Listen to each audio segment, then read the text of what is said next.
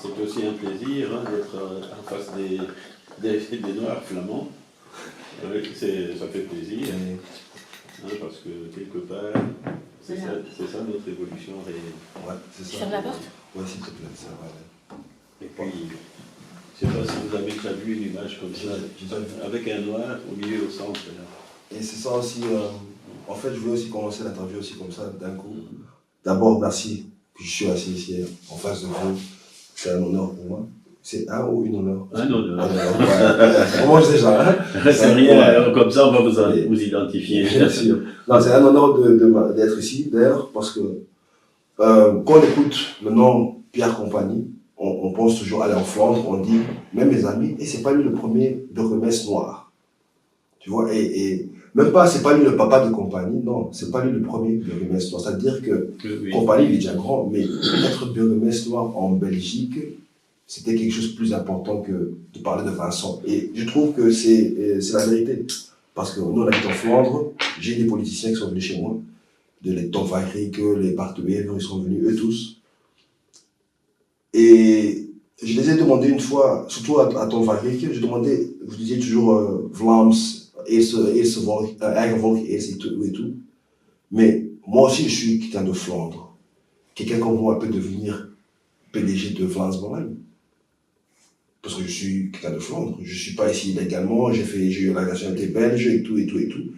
Mais tu vois, c'est pas qu'il dit non, mais tu vois que ça les gêne un peu pour répondre sur cette question et tout. Je comprends. Mais vous avez ouvert les portes. On doit admettre ça, vous avez ouvert les portes. Il y a aussi des autres gens qui vont dire, ah, mais ouais, c'est normal, c'est le papa de Compagnie. Non, tu n'es pas devenu bourgmestre parce que tu es le papa de Compagnie. Non. Ça, j'ai vu votre parcours, je suis allé un peu faire des recherches. J'ai vu que vous êtes même entré en prison. Moi-même, j'ai fait 5 ans de prison en Amérique. Mais faire la prison au Congo, je crois que si je ne me trompe pas, c'était à cause de le temps que vous avez eu problème avec Mobutu. Oui. Être des jeunes et direct. Pour montrer que vous avez un parcours, un parcours très, très difficile, mais on peut en parler aujourd'hui. Vous êtes, vous êtes quelqu'un qui peut motiver beaucoup de gens, surtout les Congolais comme moi. Et c'est pour ça que je suis content d'être ici. Les gens, tout le monde vous connaît, mais pour les gens qui ne vous connaissent pas, présentez-vous s'il vous plaît. Pierre Compagnie. Je suis Congolais d'origine. Et je suis arrivé ici en Belgique en 1975, donc vous êtes tous très très très jeunes. On ne pensait même pas encore à vous. Même pas. Alors, j'ai tardé 7 ans sans papier. Et par la suite, évidemment, tu fais des petits boulots et tout ça. Dès que j'ai eu mon statut de réfugié politique, j'ai commencé à travailler comme taximan et reprendre mes études d'ingénieur que j'avais abandonnées. Au Congo, je passais en 3e année, en 3e candidature ingénieur civil, et j'ai dû... Pardon?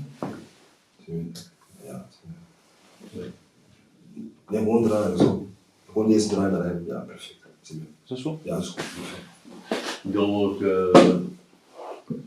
j'ai dû reprendre des études, cette fois-ci ingénieur industriel, mécanique, option aéronautique.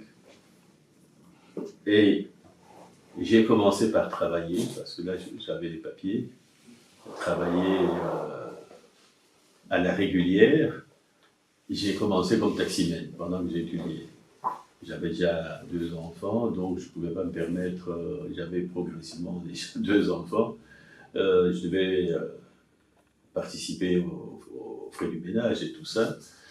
Et puis, quand j'ai terminé directement avec un brevet d'invention sur le projet de fin d'études. Mes profs m'ont conseillé de ne pas le présenter le matin, d'aller d'abord au ministère des Affaires économiques pour déposer le brevet. Ce que j'ai fait, et l'après-midi, j'ai pu le présenter. Bon, je vais expliquer un tout petit peu parce que parfois, nos amis ou nos compatriotes peuvent parfois se tromper, qu'ils soient belges ou congolais et autres. Dès que tu as présenté ce qui peut être considéré comme une invention devant un groupe de gens, c'est terminé. C'est-à-dire, si vous déposez le brevet et quelqu'un prétend vous avoir, ou prétend, démontre que vous l'aviez déjà présenté avant, ben, vous perdez complètement le bénéfice. Avant le brevet, en fait. Voilà. Alors, après ça, j'ai commencé une vie régulière, enseignant aux arts et métiers d'Herculine, 1 an. En ce moment-là, Caterpillar, qui était tout près à Charleroi, me tendait la main. Mais j'ai eu la chance d'être aussi attendu ici à Bruxelles, à Zaventem, chez DHL pour les avions. Donc, je suis devenu manager chez DHL.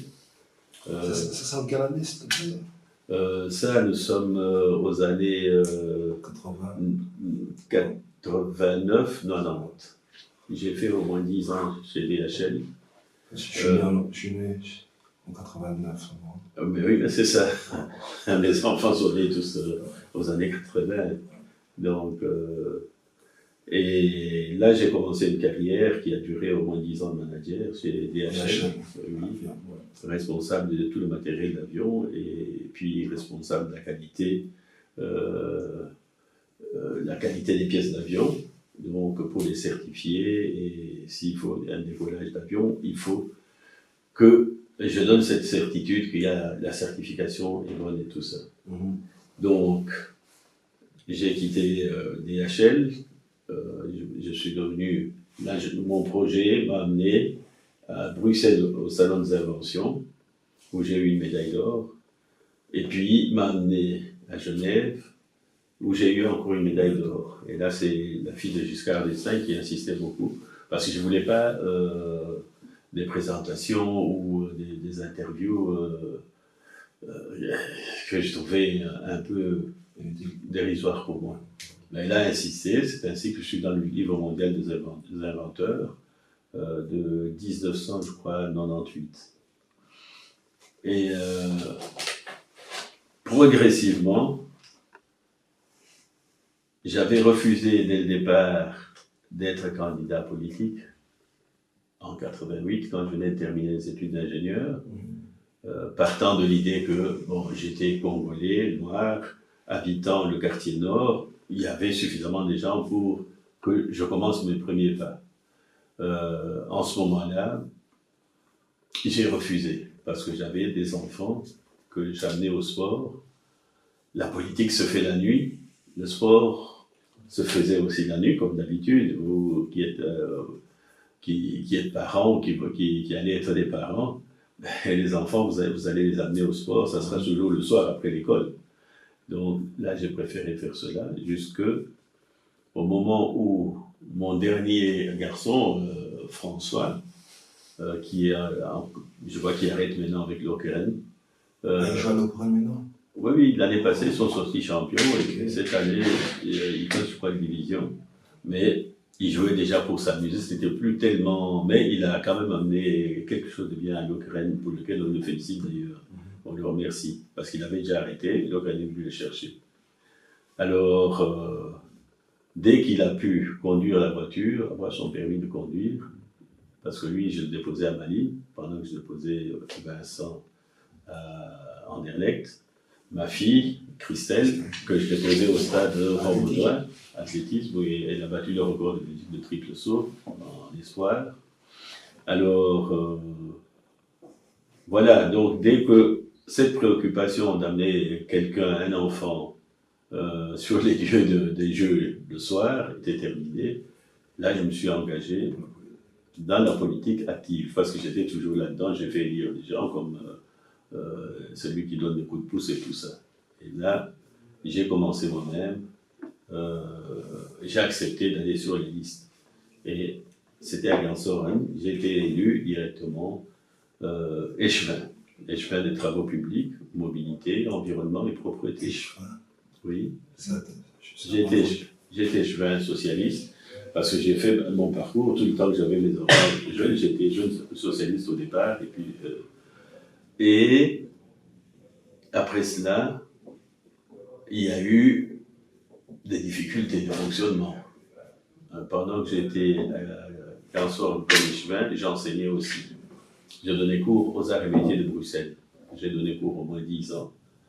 Ce qui m'a laissé de très bons souvenirs, et tous ces jeunes gens qui sont devenus de papa et autres, responsables des services, quand ils me rencontrent, ils sont heureux de me rencontrer, et parfois même me demander en temps de campagne électorale, me demander mes affiches, mes cartes, parce qu'ils estiment que j'ai fait beaucoup pour eux et qu'eux n'ont pas encore fait grand-chose pour moi. Et ça, c'est formidable parfois.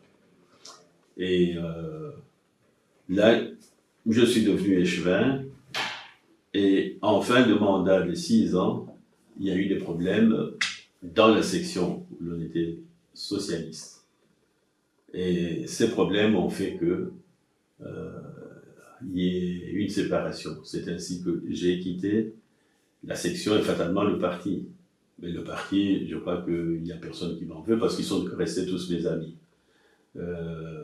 Et après ça, j'ai créé un groupe moi-même, avec ceux qui me suivaient, qui étaient avec moi.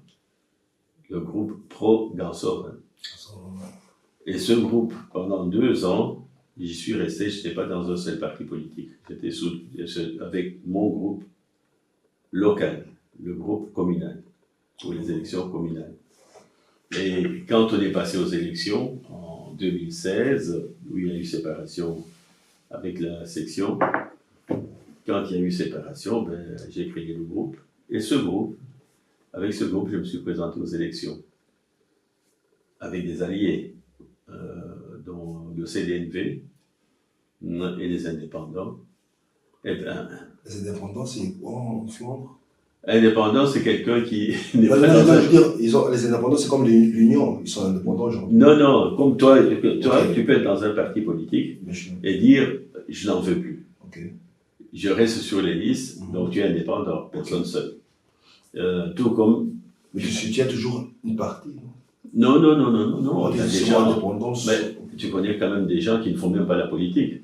Oui. Et qui, quand ils sont appelés pour les communales, ils disent on fait la liste de la commune. C'est presque tous des gens qui ne sont pas dans des partis politiques. Alors les partis politiques peuvent aussi utiliser ces indépendants-là, qui acceptent de devenir membres, ou je ne sais pas comment. Mais moi, comme c'était un groupe communal, donc les indépendants pouvaient venir. Il ne fallait pas nécessairement être dans un parti. Et nous sommes allés aux élections, et je crois que nous avions fait du bon travail pour la première fois.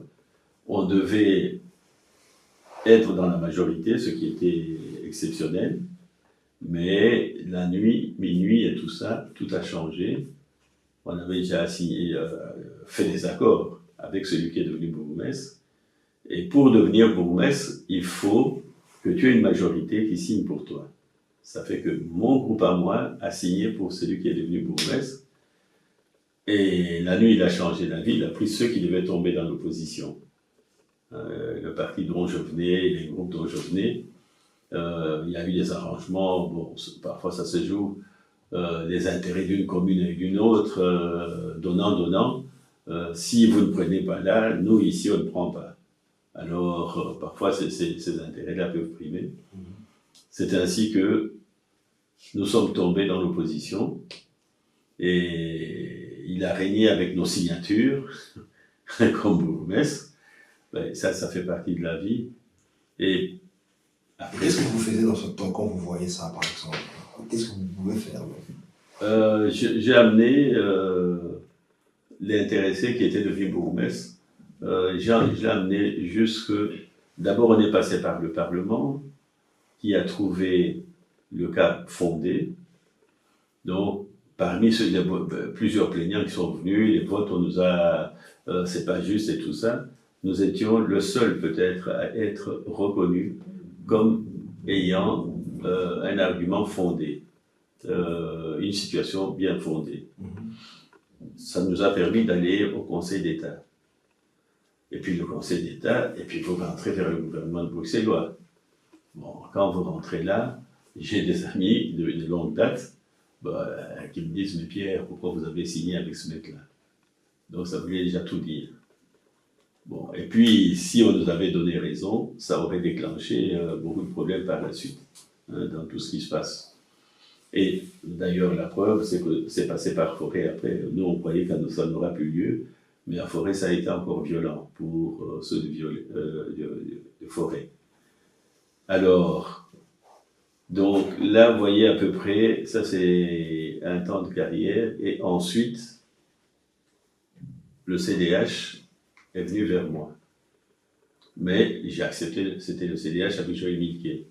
J'ai accepté cela, pourquoi? Parce que, après 2 ans où je ne fonctionnais avec aucun parti, bon, j'ai trouvé qu'il était normal que j'entame la marche vers la région. Et pour ça, il faut être sur une liste. Et la liste que j'avais choisie, c'était celle du CDH. Pourquoi? Parce que le CDH était un parti au milieu des tendances gauche-droite. C'est-à-dire, au CDH, vous allez rencontrer les gens de gauche, comme vous allez rencontrer ceux de droite. Et moi, je suis de gauche. Comparer le CDH avec une partie en Flandre, je peux comparer le CDH avec une partie. Mais c'est CDLV, hein. Oh, ok, CDLV, Oui. moi je parle français, c'est Oui. moi, il faut me comprendre. Non, CDLV, c'est CDH. Hein, oui. CDLV, c'est l'équivalent parce qu'ils sont venus de loin d'ailleurs, quand ils étaient PSC, Parti social Chrétien. Ça vient de loin. Oui, oui.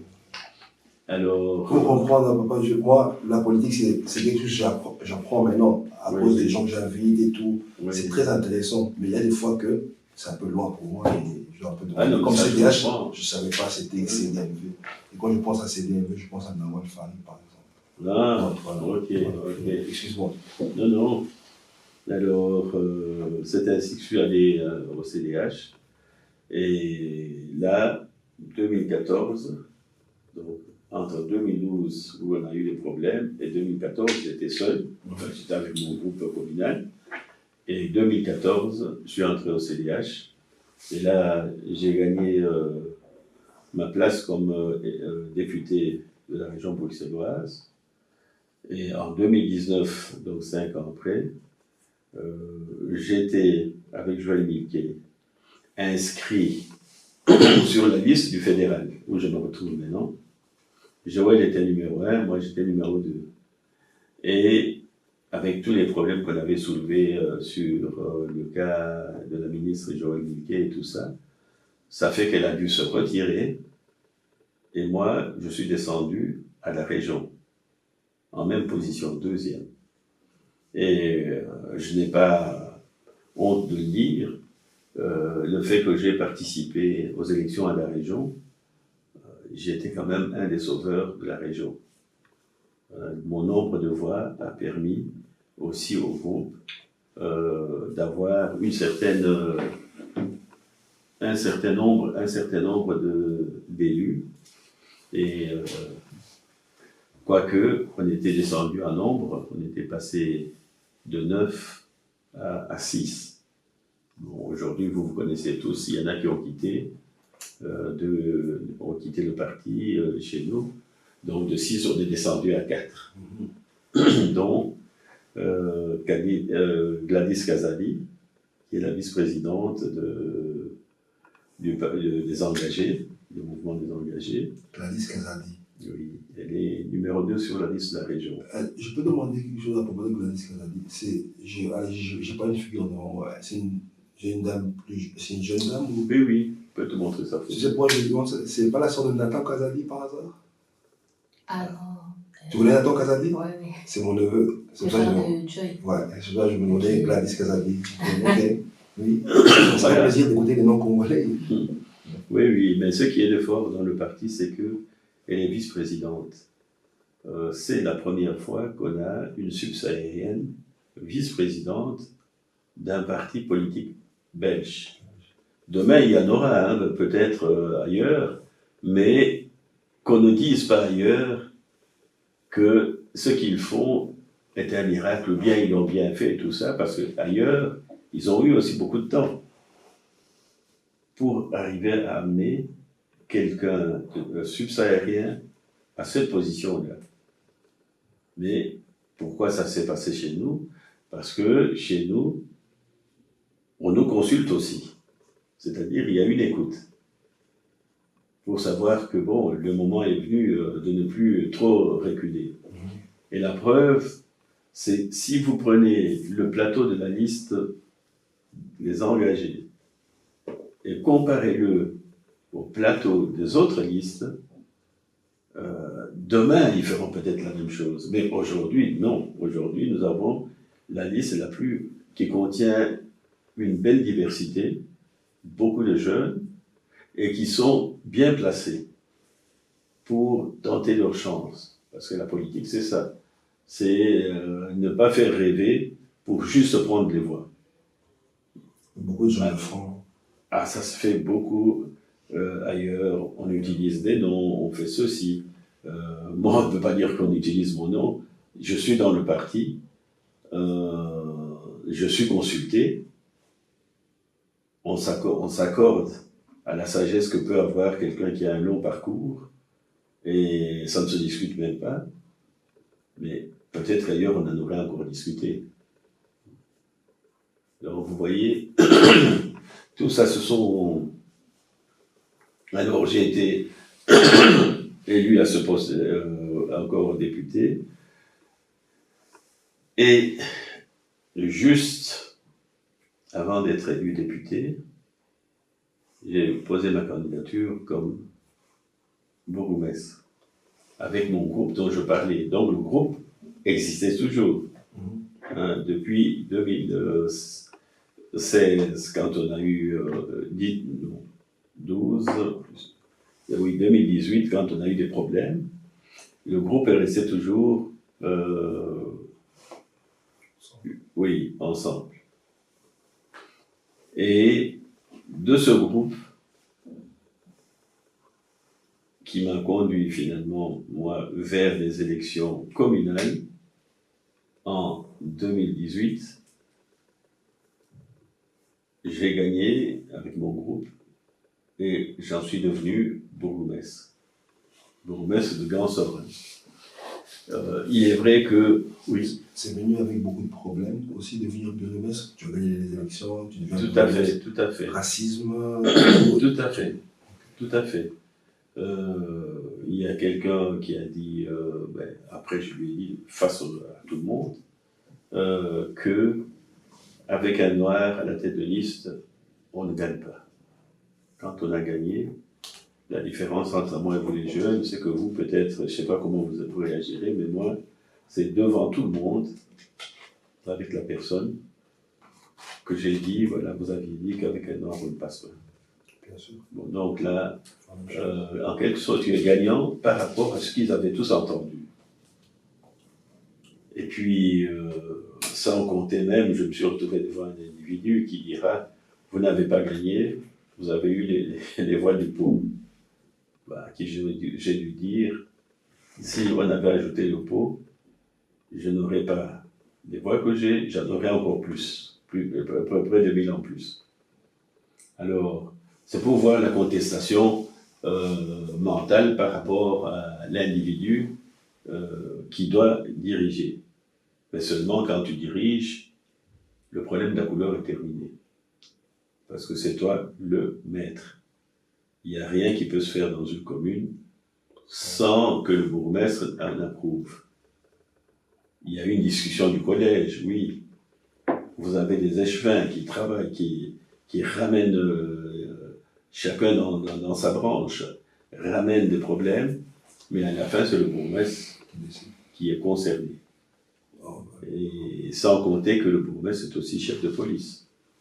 Ça veut dire que la police ne s'adresse qu'au bourgmestre. Elle n'a rien à voir avec les échevins et tout ça. Politie werd overvallen, part 2, Donc, c'est comme ça que ça se passe. Et j'ai dû tenir là, et bien, heureusement, nous sommes tombés sur une période où il y avait le Covid. Ah ouais. Ça, il fallait gérer aussi. Il y a eu beaucoup de soucis, mais je crois que si on a interviewé la population de Grand-Sorel, en général, Elle a été contente de ma présence. Mais bien sûr, je suis très intéressé de votre parcours de la politique sur les autres, parce que comme je dis, c'est une inspiration pour beaucoup. Nous les jeunes, moi, la politique ne m'intéressait pas jusque j'ai commencé à faire cette émission. La politique ouvre les écoles, la politique fait que les magasins sont ouverts et beaucoup de gens croient que la politique c'est moins que ce qu'on voit à la télévision. Non, la politique c'est plus que, comme vous avez dit aussi, la politique c'est pas qu'un rêve. Je sais pas si vous avez rêvé un jour d'être bourgmestre, je crois pas. Non, non, si tu grandis déjà. Tu vois, tu grandis dedans. Oui. Et ça aussi, je me vois évoluer dans la politique. Et quand je dis évoluer, je me renseigne. Et j'ai 2 enfants aussi moi-même. J'essaie aussi de mettre dans l'histoire, etc.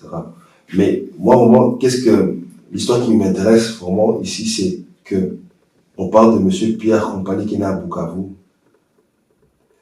à Bukavu. Qui a aussi joué le foot lui-même. Oui. Ça aussi, je ne sais pas si beaucoup de gens savent ça, que vous avez vous-même joué le foot. Oui. Aujourd'hui, on voit vos enfants, vos fils jouer le foot, mais ça vient de quelque part. Avant que vous ayez commencé votre vie de politique, votre vie a commencé quelque part d'autre. Et ça aussi, je voudrais vraiment, parce que je trouve que si on regarde pas sur Google, je sais pas quoi, on va pas vraiment avoir cette histoire. L'histoire que vous vous donnez, c'est l'histoire après le Congo. Ou les Zaïre à l'époque, je sais pas, vous êtes né au Congo ou Je suis au Congo. Moi, je suis né au J'ai vu Zaïre. l'indépendance. Moi, je suis né au Zaïre, par exemple. Oui. Mais beaucoup de gens ne savent pas aussi la différence entre le Congo avant, le Congo maintenant, et les Zaïre entre-temps. Et pour moi, ça c'est très intéressant. Pourquoi vous avez aussi connu l'histoire de Lumumba. Vous avez vécu. J'étais gamin, oui. Et je trouve que c'est aussi quelque chose qu'on doit aussi savoir à propos de le politicien Pierre Compagnie aujourd'hui. Ton histoire, ça vient de quelque part. Tu as vu comment ton pays a transformé. Et ça aussi, je voudrais bien savoir comment vous avez vécu le Congo dans ce temps, 13 ans, 14 ans. Oui, c'est ça. Je voudrais bien savoir, allez, vous êtes de la Bukavu. Si, ma mère est de Bukavu, mon père est de Kassai. Ok, Kassai. Ça veut dire que votre père était Moulouba, c'est ça? Oui. Ok. Oui. Vous-même, vous êtes Moulouba alors. Mais oui. Tu vois, Mais je n'en fais pas. Non, mais je n'en fais pas cas. Pourquoi? Parce que je suis un rassembleur. Ok. Et je vois que tous les Congolais se retrouvent en moi. Ok. Et même les miens, ceux du Kassai, les miens, ils se retrouvent en moi comme tout le monde. Parfois, ils le savent. Et ils en sont fiers. Mais ça fait partie de la vie. Mais je suis un rassembleur depuis que je suis gamin. Bien sûr. Ok. Donc, vous êtes né à Bukavu. Comment votre parcours? Maman, papa, comment vous avez vécu? Comment ça s'est passé dans ce temps? Mais si vous achetez, tapez sur Google, Pierre Compagnie, le livre de Pierre Compagnie. Donc vous verrez des photos où je suis gamin. J'ai 5 ans, je crois, avec mon papa et ma maman. Vous verrez des photos où je suis à Mazembe, TP Mazembe. Ok. C'est comme ça que quand je suis rentré au Congo, à Lubumbashi récemment, on a intitulé Retour à Lubumbashi après 50 ans. Ce qui était vrai. Et là-dedans, j'ai pu aller voir les terrains où l'on a été, où l'on a joué il y a bien longtemps. Je suis tombé sur quelqu'un de plus jeune, mais qui est déjà aussi, il ne peut plus jouer au foot, il est responsable, qui m'a indiqué. J'ai pu même voir, ça revient comme ça dans la mémoire. Tu vois un endroit où tu as couru, tu as passé une balle à quelqu'un qui a marqué. C'est le plus jeune du groupe. Il deviendra la star du Congo, Masengo. Il a joué quoi? La Coupe d'Afrique, ils ont gagné? Ça, je sais pas, mais moi, j'ai quitté le Congo. Okay. J'ai laissé ce gamin, il avait peut-être 16-17 ans. Il est rentré dans Mazembe, il est élevé dans Mazembe depuis qu'il est tout petit. Et c'était devenu parmi les stars et j'ai joué avec Ndoumé, Bwanga. Et c'est là que j'ai pris une leçon terrible de la vie. Parce que je me suis retrouvé avec Katumba, qui était le grand défenseur central d'Afrique. J'ai passé avec lui une après-midi. Moi, j'étais jeune étudiant, jouant au football. Et ça m'a posé un problème de voir un homme qui était la coqueluche des défenses en Afrique et tout ça, devenir si dépendant de l'alcool et des sorties inutiles. Bon, j'ai pu le subir, hein, il m'a dit on va à tel endroit, moi j'avais ma petite voiture, on est allé à tel endroit, à tel autre. Mais j'ai constaté que c'était toujours son addiction qui le faisait déambuler comme ça toute une journée, alors qu'il a été champion d'Afrique 2 fois, il a reçu toutes les médailles possibles. Alors c'est là que dans ta tête, tu te dis, voilà où un être humain peut arriver. Et oui, il ne faut pas que j'arrive. Mais aussi, je comprends aussi qu'aujourd'hui, le foot, si tu joues, c'est à partir de 5 ans, tu vois, et ça continue, ça continue, ça continue, et si Dieu le veut, tu deviens peut-être quelqu'un et tout. Oui. Mais dans votre temps, quand vous jouez à Mazembe, c'était comment? Comment vous commencez le foot? Non, de notre temps, moi j'ai grandi à Kinshasa. Ok. Si je me suis retrouvé à Lubumbashi, c'est à cause de problèmes avec Mobutu. Quand il a tiré sur les étudiants, moi j'étais dans cette marche-là. Il a tiré sur les étudiants. En 1969. Et ces étudiants, les corps n'ont jamais été repris par leurs parents. Et tu es, je sais pas moi, Lubumbashi ou Kassai et tout ça, tu as fait 1000 km pour arriver à Kinshasa. Ben, si on dit à tes parents que tu as fui, ils peuvent toujours y croire au départ. Et puis le temps passe. Oui, mon enfant. Et donc quand il a tiré en 69 sur les étudiants, là, à ce moment-là, ben, moi j'étais aussi de ceux qui a fait organiser la marche. Et je me suis décidé de fuir Kinshasa. Seul ou avec la famille? Là, non, la famille, tu donnes un peu, tu enlèves la pression sur la famille. Parce que dès que tu es déjà suspecté dans ce genre de choses, la famille ne se sent pas bien non plus. Hein, elle a peur pour elle, elle a peur pour toi et tout ça. Je suis allé à Lubumbashi, m'inscrire à l'université de Lubumbashi. Et là, un an après, presque un an, ben, des autres problèmes encore. À Kinshasa, on manifeste pour commémorer les morts de ce jour-là, en 1969, 4 juin. Et comme on était déjà entré en plein dans la dictature, parce que bon, ils décidaient comme ils voulaient, il fallait respecter, il fallait suivre. Et quand tu dictes ta loi dans un pays, normalement, la solidarité, le mot solidarité, tu ne peux pas l'accepter. Les gens qui te disent manifeste par solidarité, ben, si les solidarités commencent à se multiplier, ça va devenir un pouvoir dictatorial, il coupe directement ça. C'est comme ça que Mobutu avait décidé de fermer l'université de Kinshasa. Mais quand on parle d'une université, c'est plus de 3000 étudiants. Quand il décide ça, il envoie les paracommandos, tout ce que tu veux, l'armée envahit le campus pour les mettre au pas. Évidemment en tapant, en blessant et tout ça. Et nous, à Lubumbashi, où l'on était, ben, on dit, ben, s'il ferme Kinshasa, il doit fermer toutes les universités. Il doit fermer ici. Et là, ça fait une grande manifestation, campus bloqué, entouré par l'armée, et tout ce qu'on veut.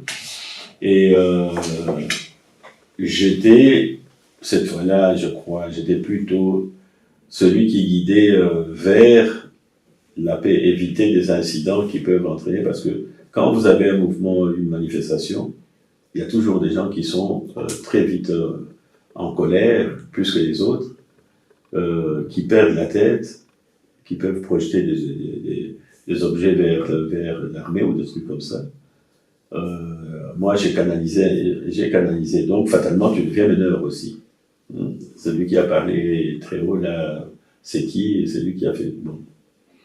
Alors là, Mobutu a décidé que ceux de l'Ovanium, ceux de Kinshasa, allaient entrer dans l'armée pour 2 ans, et ceux de Lubumbashi qui veulent la solidarité, ils vont y entrer pour 7 ans.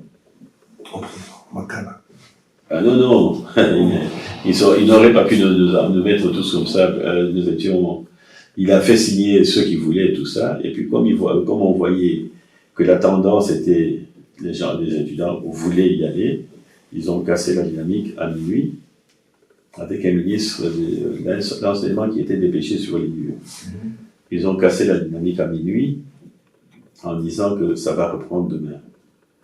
Évidemment, ceux qui avaient déjà signé étaient directement coincés, pris en charge par l'armée.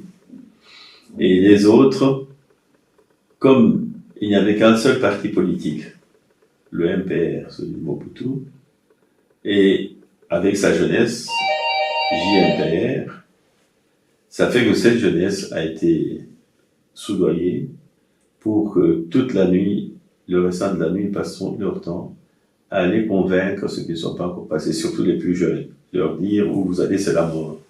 Vous serez battus, vous avez vu ce que vous allez tomber entre les mains des commandos. Et téléphoner aux parents qui sont à Kinshasa, ou leur dire que les gamins, qu'ils fassent attention à tout ça. Donc, le lendemain, l'opération n'a presque plus eu lieu parce que tout le monde disait on n'y va pas, on n'y va pas.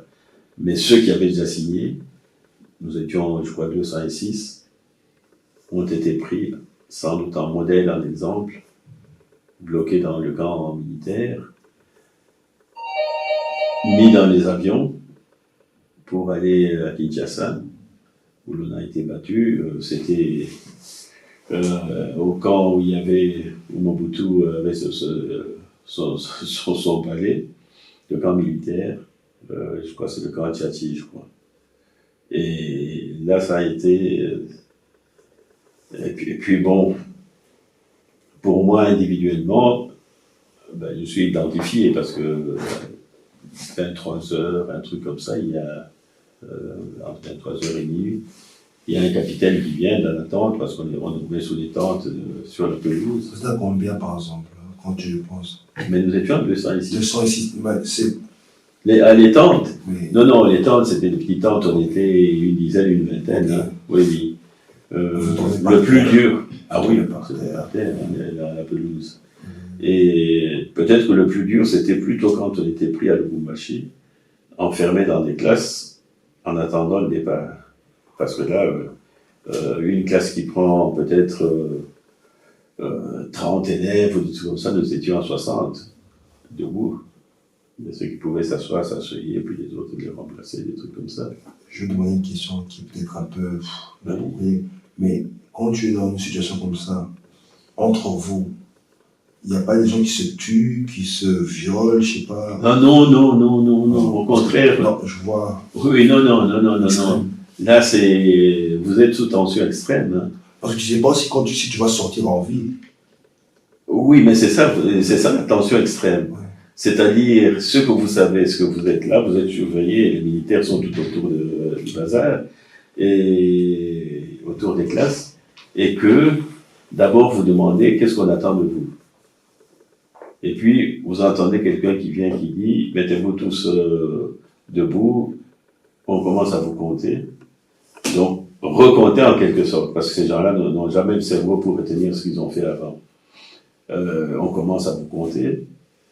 Et puis, quand c'est fini, vous voyez des bus qui arrivent. On vous fait entrer peut-être 20 ou 30 dans chaque bus. Et le bus démarre. Vous n'avez même pas des questions à poser. Vous n'avez personne à qui vous pouvez poser des questions. Et puis vous arrivez, vous êtes à l'aéroport. Et vous rentrez dans l'avion. Et nous sommes entrés dans un avion où il y avait les léopards qui partaient à Kinshasa, mais tous les civils, donc léopards et autres, étaient interdits de traverser la zone où on était. Donc ça fait que certains d'entre eux n'ont jamais su que peut-être il y avait leur frère dans l'avion. Et alors là, sous cette tension, vous arrivez à Kinshasa, les bus vous prennent, mais le capitaine qui était venu avec nous, il avait étudié au Royal militaire ici en Belgique, à Bruxelles. Dans l'avion, il nous dit, voilà, maintenant on va partir où l'on va. Ne faites pas le moindre geste de réaction. Ne vous énervez pas parce que vous risquez de provoquer des incidents. Donc ça fait que nous sommes venus. Quand on entre au camp, on trouve les militaires par terre, là, avec leurs sacs et les armes et tout. Ils partaient vers l'intérieur contre la rébellion. Mais imaginez un seul instant que leur dit, voilà les rebelles de Lubumbashi sont là. Bon, pour eux, ils deviennent excités comme les vitres sont fermées, il faut éviter. Tu vois ces gens qui veulent, à la limite, casser même les vitres, rentrer dedans, parce que eux, ils vont à la guerre contre les rebelles. Et voilà les rebelles ici dans cette bus. Et c'est là que ça a été un peu très tendu.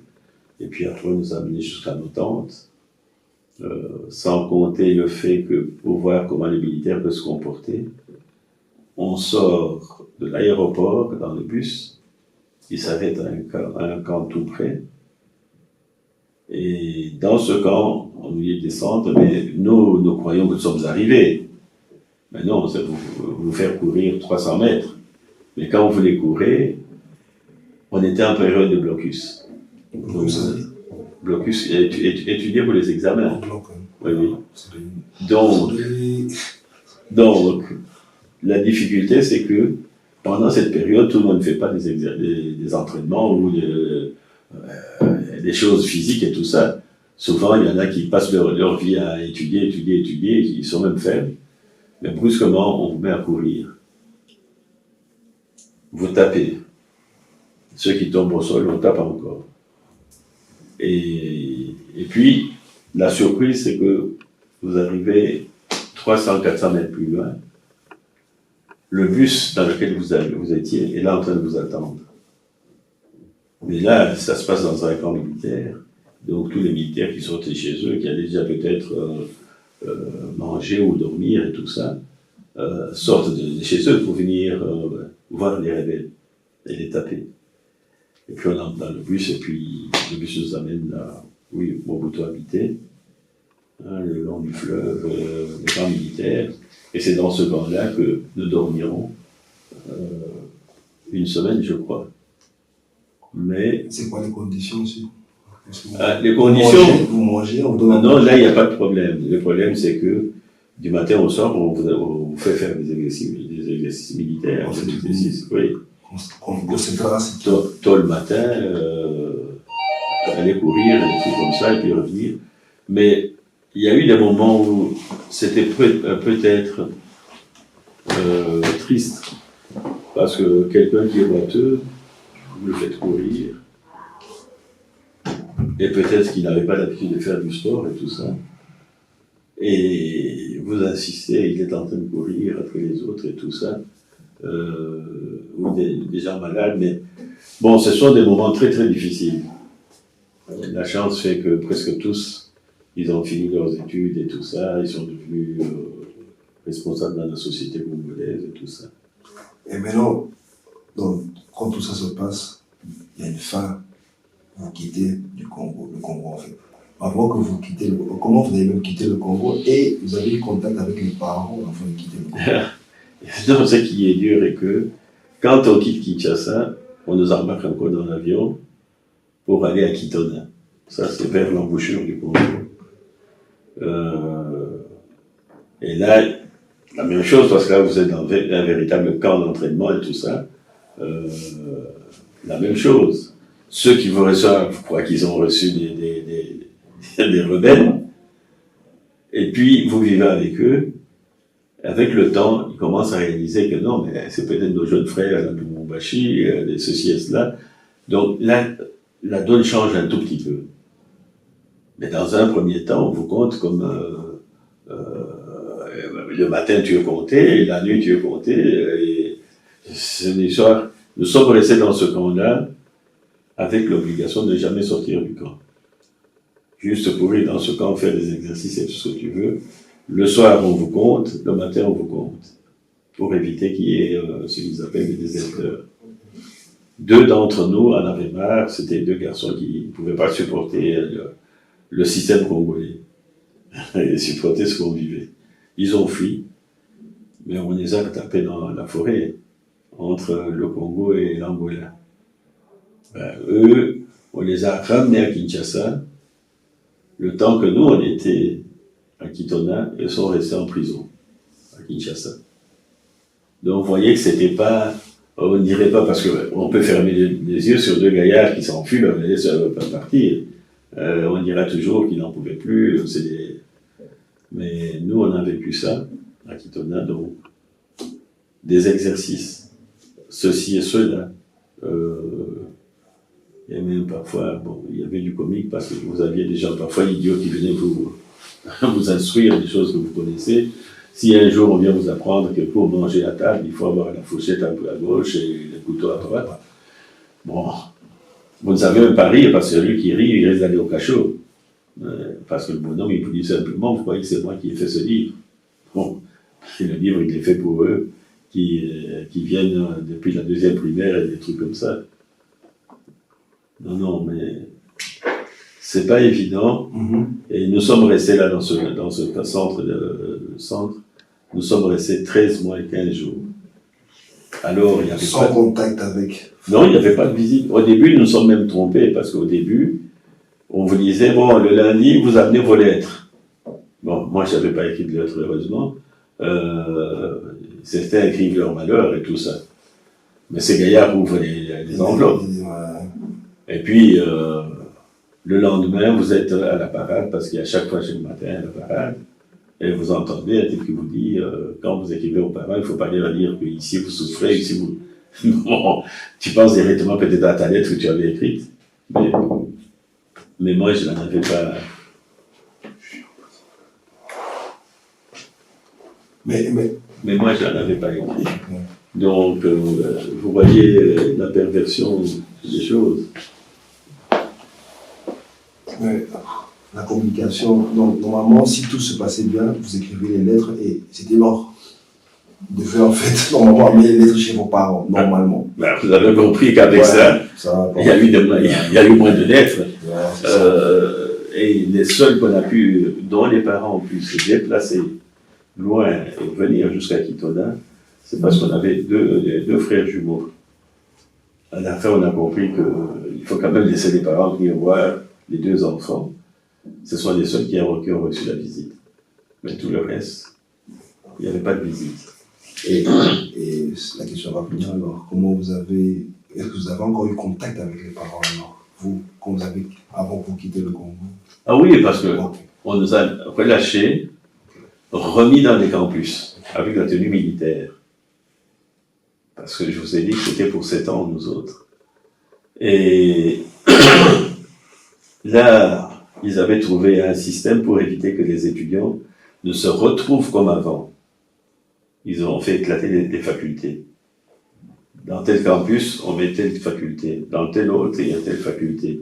Donc, fatalement, tous les étudiants échangent. Avant, dans les campus, il y avait toutes les facultés. Donc, on dit telle faculté à Kisangani, l'autre à Lubumbashi. Et fatalement, quand nous, on revenait, par exemple, de Kitona, on était 200 il y a un groupe qui est allé vers Kisangani, un groupe qui est rentré vers Lubumbashi, où j'étais dans ce groupe-là, et l'autre groupe est remonté sur Kinshasa. Donc vous voyez l'esprit jusqu'où on peut aller pour être certain que nous avons cassé l'ancien système. Donc c'est ainsi que moi je suis rentré à Lubumbashi, et c'est à Lubumbashi que j'ai pu jouer à la chose, là, au TP Mazembe. C'était payant d'ailleurs. Parce que c'est une équipe de première division normalement. Ben oui, champion d'Afrique. Mais ça, je veux dire, en ce temps, on payait aussi. Non. Il y avait des gens qui bénéficiaient.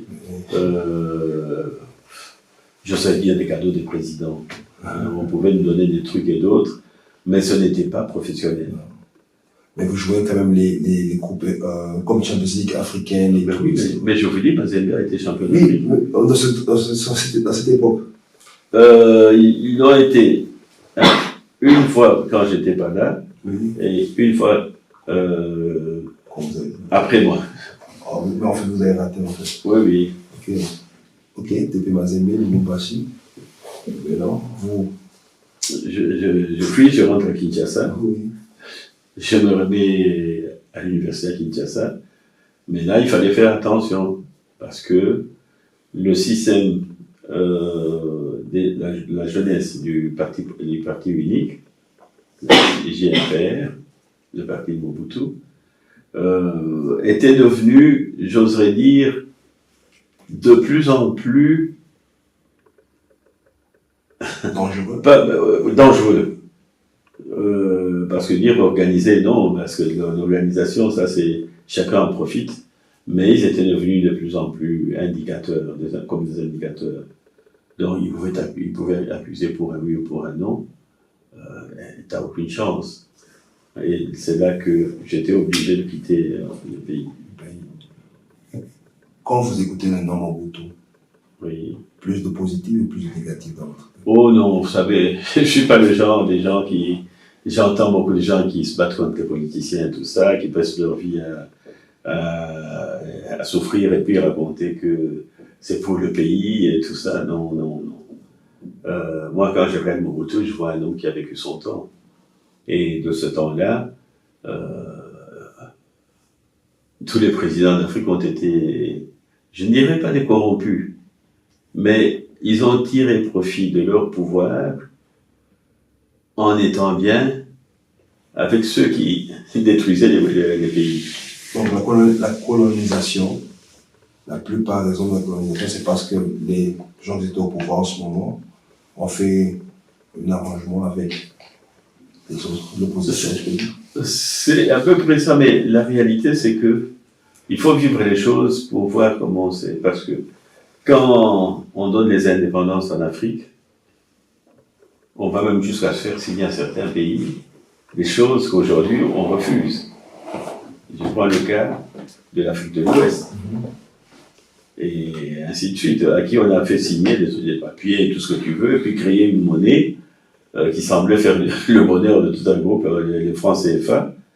Et vous êtes jeune, vous entendez comment maintenant on crie contre le franc CFA.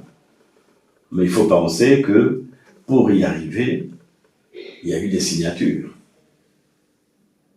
Tu signes avec qui? Avec un monsieur qui s'appelle Charles de Gaulle, qui se prend pour l'entrée de la cathédrale, des trucs comme ça. Tu signes avec un homme qui, après la guerre 40-45, quand il marche sur Paris, la libération, quand on parle de la libération, que le marche sur Paris, les Arabes, les Noirs, qui étaient venus par centaines de milliers mourir, sont ramenés, les survivants sont ramenés à Marseille. Ils sont contents que la guerre est terminée, on va rentrer. Il n'y avait pas encore vos systèmes ici d'Internet, de réseaux sociaux et tout ça. Eux, ils sont contents qu'ils vont rentrer, parce que quand une guerre comme celle qu'ils ont connue, des gens qui ne connaissaient pas la neige, ils ont vécu la neige. Il y a même des gens qu'on a coupé les pieds, si vous voulez, parce que la neige, là où ils ont dormi, ils ont gelé des pieds. Il fallait y rester pour éviter que l'ennemi ne vous prenne. Bon. Quand vous avez tout ça, ces gens sont contents de rentrer chez eux.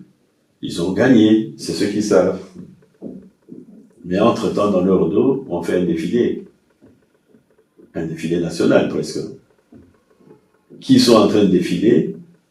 Des gamins qui n'ont même pas tiré une seule balle. On les a mis en tenue militaire pour la simulation. Donc ils traversent, les filles embrassent, la population hurle, applaudit, mais les vrais guerriers sont à Marseille en train d'attendre le bateau, et ils sont contents.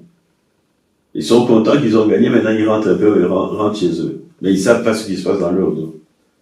Et ça, quand vous avez des gens comme le général de Gaulle et autres, qui quelque part impressionnaient les gens qui vivaient en ce temps-là, quand il leur dit de signer tel accord ou tel autre accord, peut-être que c'est de bonne foi qu'eux vont signer l'accord. Ils n'ont pas d'analyse, ils n'ont pas de recul suffisant pour faire une analyse de ce qui va venir après. Mais après, voilà ce qu'on vit. Quand on est face à tout ça, il faut aussi comprendre les gens qui, de ce temps-là, ont signé des accords. Ils étaient dans l'euphorie de l'indépendance. Ils n'avaient pas la projection de l'avenir. si ce n'est être libre. Libre de l'oppression colonialiste. Libre parce qu'on peut être tout ce qu'on veut dans son pays. Et en dehors de cette liberté, bon, beaucoup voyageaient vers l'Europe, hein, brusquement. Donc, tout ça sont des difficultés qui ont rendu nos pays fragiles. Et Mobutu, on peut dire tout ce qu'on veut, il avait la capacité de pouvoir s'exprimer, la capacité de pouvoir imposer ce qu'il voulait, mais il n'avait pas la suite dans les idées.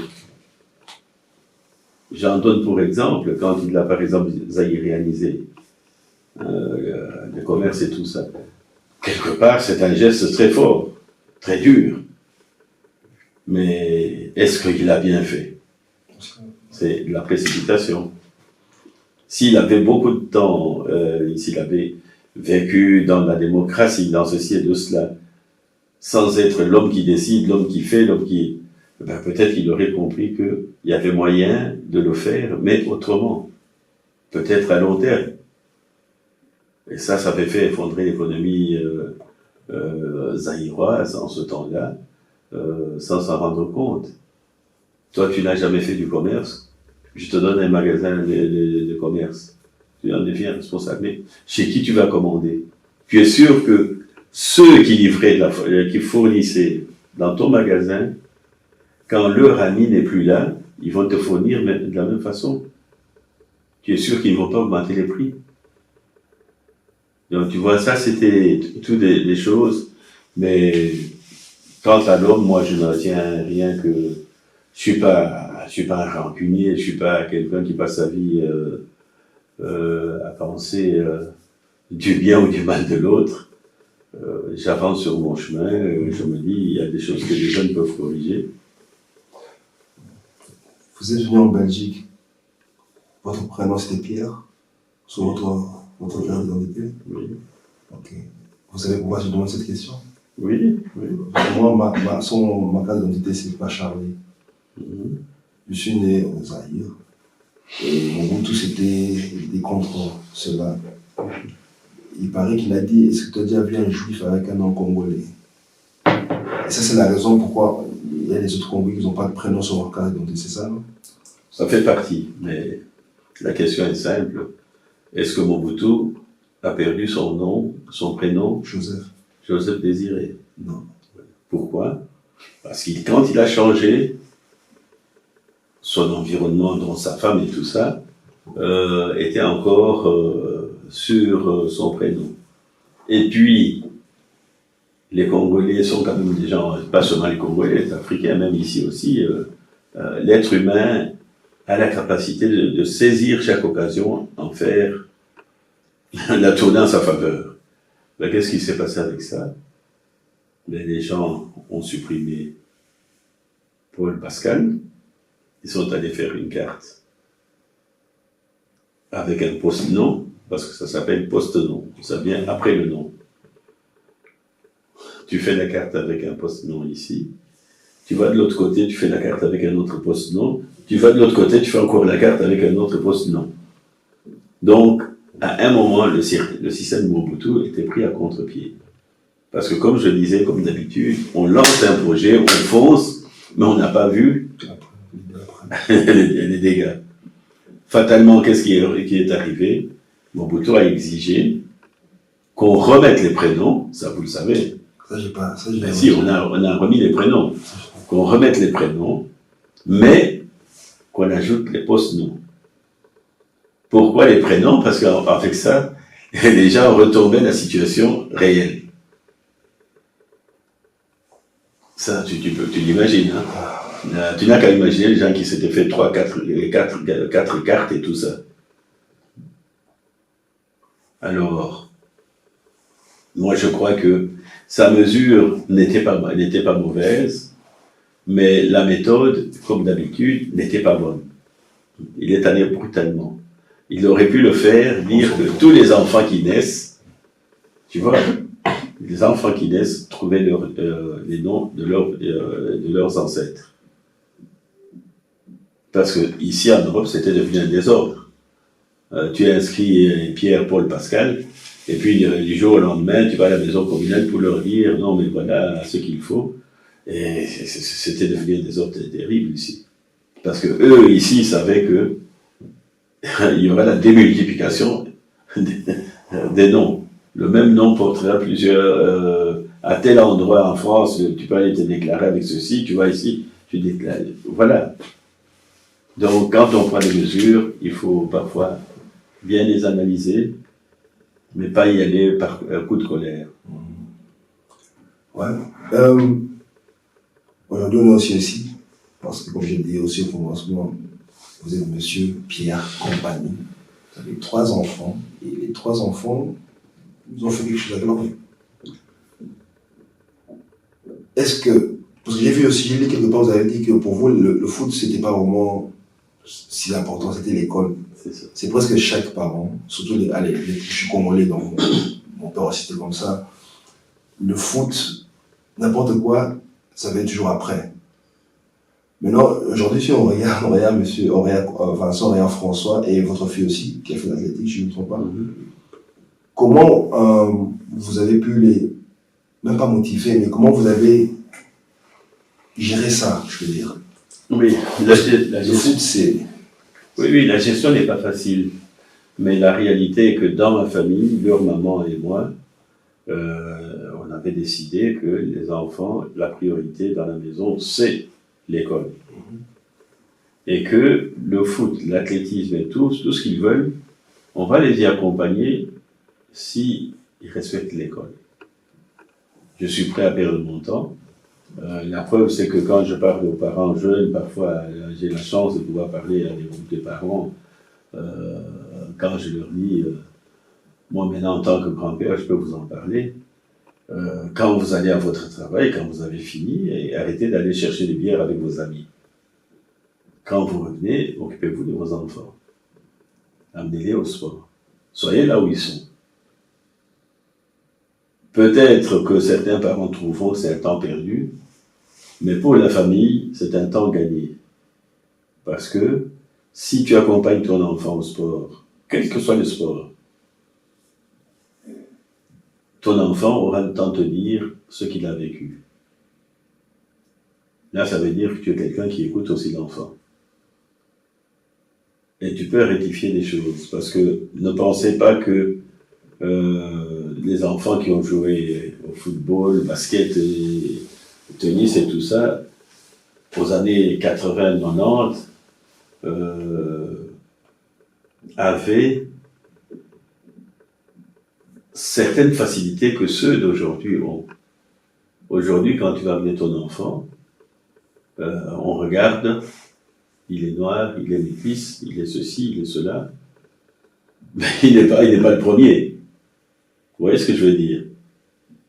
Et vous-même, vous saurez que, tiens, il y a eu 2 noirs qui sont passés par là, 2 métis qui sont déjà passés par là, mais c'est eux, de l'ancien temps, qui en ont vu, qui ont vu des soucis. Parce que vous, quand vous arrivez, il y a déjà des petites corrections. Ou il y a même des corrections. Vous commencez à trouver dans les staffs des gens qui vous ressemblent. Qui peuvent être méchants comme ils peuvent être gentils. Donc, nous avons vécu le temps où on n'était pas possesseurs du bien ou de l'environnement où se trouvaient nos enfants. Quand je dis possesseur, il ne fallait pas posséder des clubs et tout ça, mais quand on arrivait là-dedans, il fallait que nous manquions, c'est ce que vous avez maintenant. Vous êtes déjà nombreux, il y en a qui sont des cadres, il y en a qui connaissent ceux qui sont en train d'entraîner, il y en a qui peuvent poser des problèmes sérieusement, mais nous, on était dans le flou. Alors, il y avait je peux vous donner un exemple simple. Vous connaissez tous Anthony Van Den Borre.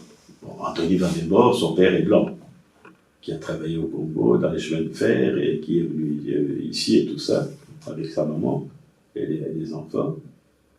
Mais quand un match se jouait, le match des gamins de 13, 14 ans, 11 ans se jouait, et son fils est là en direct, en train de jouer le match. Mais le père tournait autour du terrain comme un fou. À un moment, je lui dis, mais pourquoi tu ne t'arrêtes pas? Il me dit, Pierre, moi, si je m'arrête ici, avec tout ce qu'on crie à mon fils, il me dit comme ça, j'ai été un caïd. Moi, la bagarre, elle explose tout de suite. Alors, il n'y aura pas de match, alors il y aura beaucoup de problèmes pour les enfants.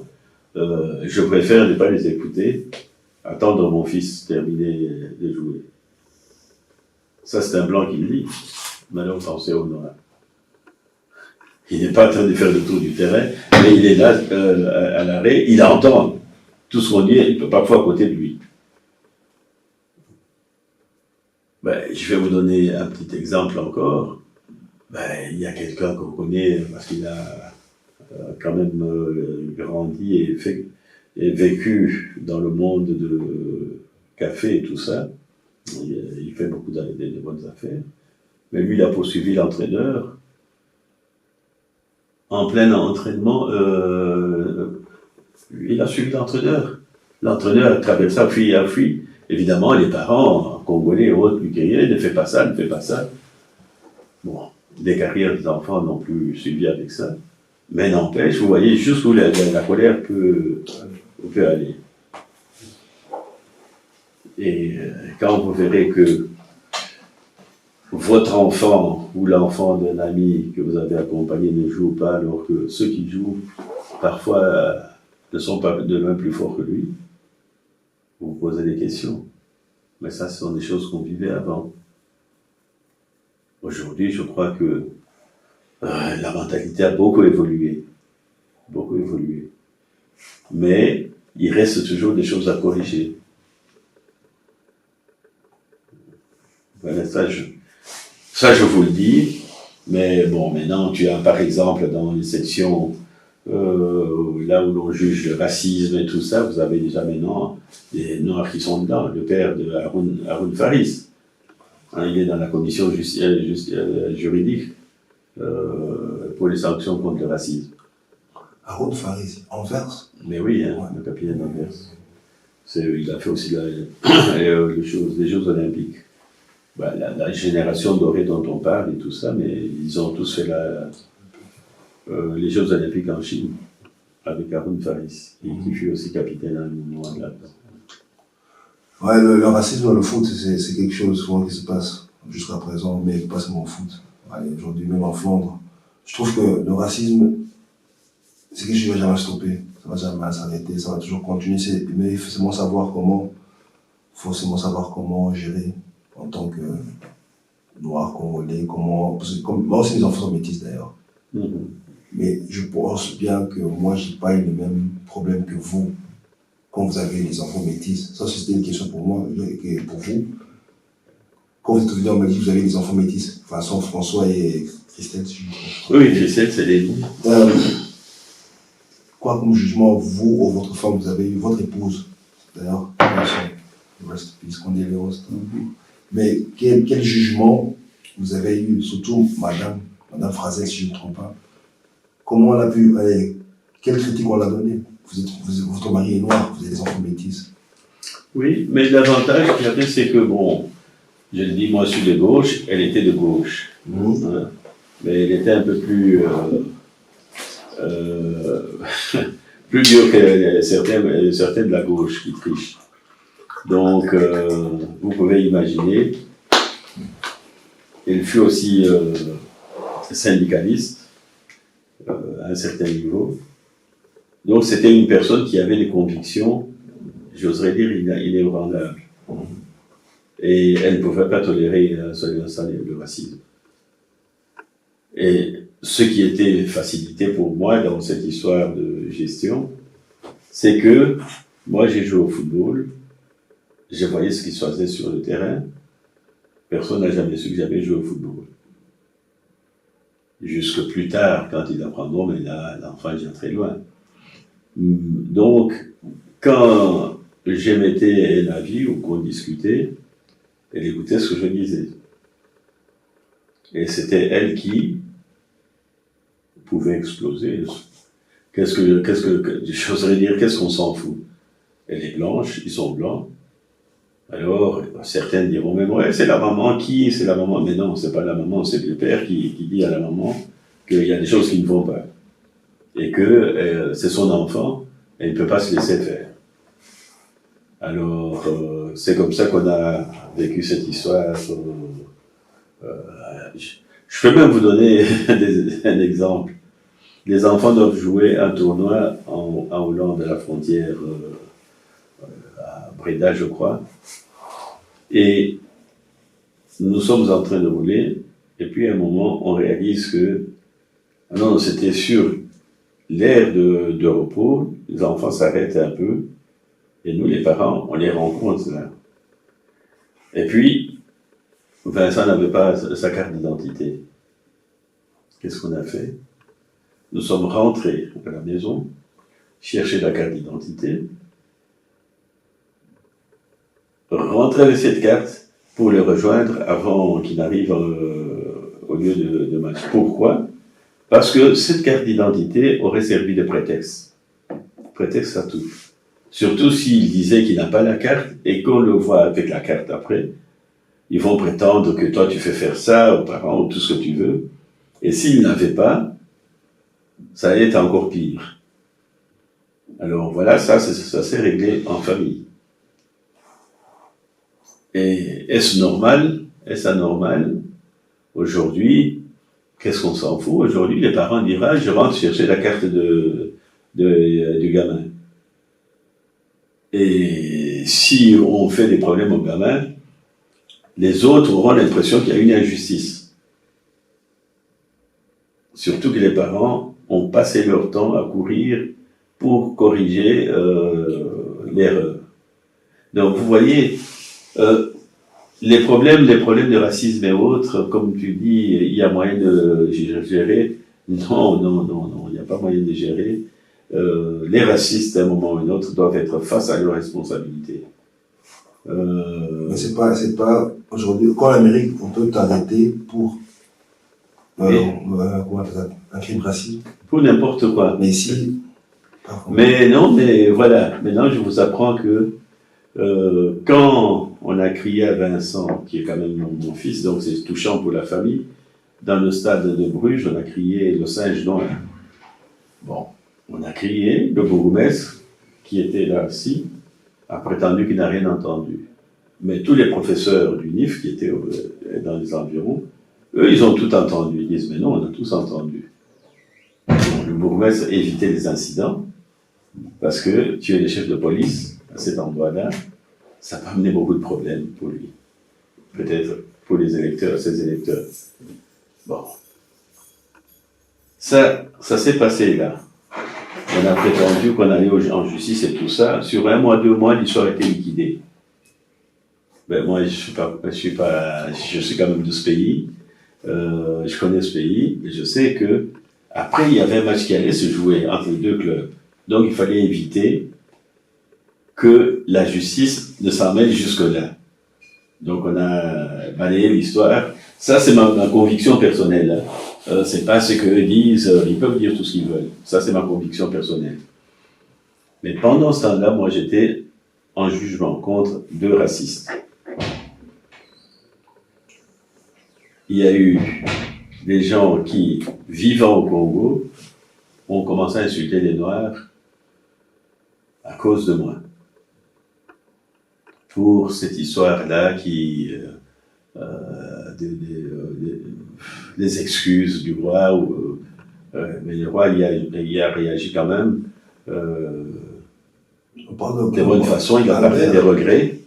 On parle d'Albert ou Philippe? Philippe. Ah, Philippe. Oui, ça s'est passé en 2020, il n'y a pas longtemps. On valide des coachs alors, en ce moment. Vincent, lui, c'est récent, quand il était en Anderlecht. Okay. Donc il y a 2 ans, un truc comme ça. Mais moi, c'est parti d'un commentaire qu'on avait fait. J'étais pas seul à le faire. Je l'ai fait avec Milner, qui est un grand monsieur du MR, qui a été ministre et tout ça. Ben, on nous a posé la question à propos des excuses pour le Congo. Okay. Nous avons répondu quasi la même chose, tous les deux. que les excuses feraient du bien, tout ça. Et Milner a dit, il ira voir ça en commission, éventuellement. Lui, il était au fédéral, moi j'étais c'est au fédéral qu'on traite ce genre de problème. Mais peut-être qu'il a oublié.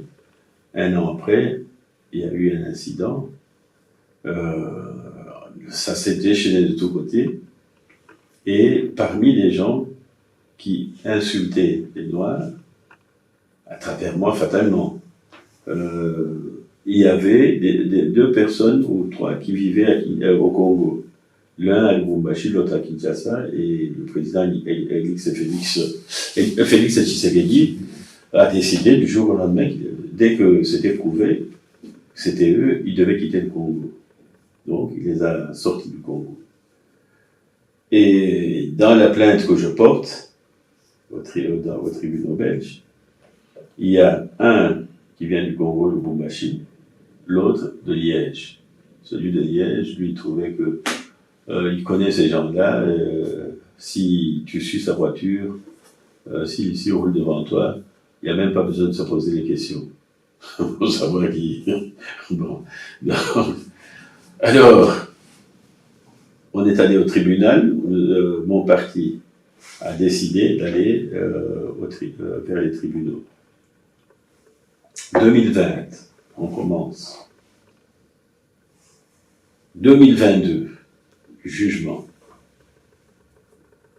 Il y a celui de Liège qui est pénalisé, celui qui venait du Congo est relaxé. Je passe à l'appel avec le tribunal. Nous sommes en 2022, l'appel sera traité en 2025. Bon.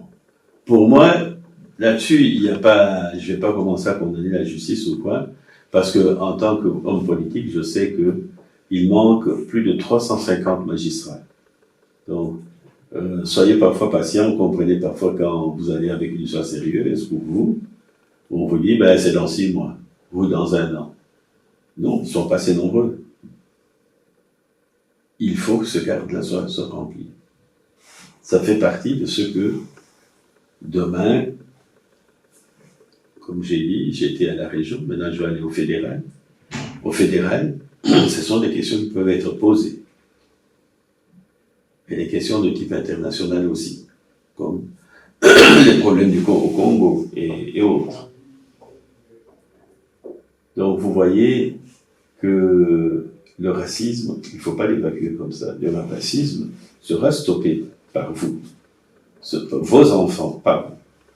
Parce que vos enfants, les autres les regarderont en se disant « Ah, mais il est aussi patron de ceci, il est patron de cela. » Je ne sais pas si toi tu peux aller insulter ton patron et qu'on te démasque. Ou bien il est actionnaire, dans ceci il est actionnaire. Le stade de football où tu joues là, quand vos enfants auront grandi, même s'il ne fait pas le foot, il sera dans le conseil d'administration de ce bazar-là. Mais il ne sera pas seul. Vous voyez, ça fait partie de l'état d'évolution non comparable avec les États-Unis. Ça, c'est encore un autre monde. Ça, c'est un autre monde.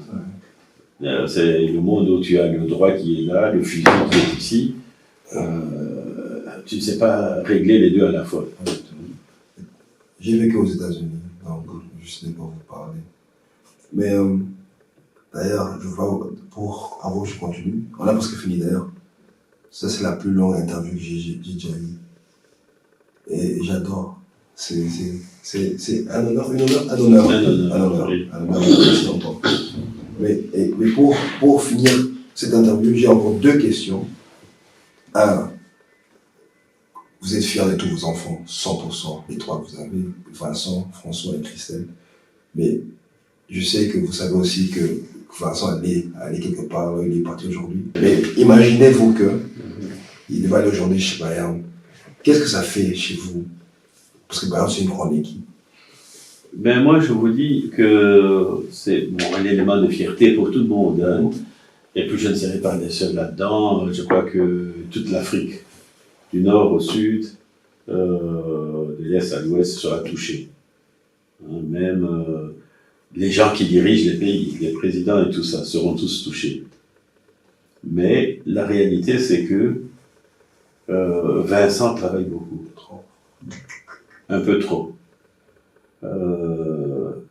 Moi, je suis aussi j'hérite d'une longue aussi série des parents qui atteignent les 18 heures de travail et tout ça. Mais Vincent est trop concentré sur ce qu'il fait et il le fait presque tout le temps. Vous n'avez qu'à imaginer que Vincent peut être en train de regarder 5 matchs qui ont été déjà joués, hein, à la fois, en train de tourner ici, tourner pour voir ce qu'il cherche, ce qu'il veut voir. Et j'ai été assisté à l'entraînement à Burnley, où il était maintenant. Quand je vois ce qu'il fait, et même que la ville lui reconnaisse qu'il leur a amené quelque chose de plus, parce que quand Vincent entre à Burnley, je vois toute la presse anglaise en train d'écrire Vincent Kompany, l'ancien capitaine de Manchester City, hérite de l'équipe la plus blanche d'Angleterre. Ça ne veut pas dire qu'ils sont racistes, mais ils sont tous dans la même configuration, donc on peut se poser des questions.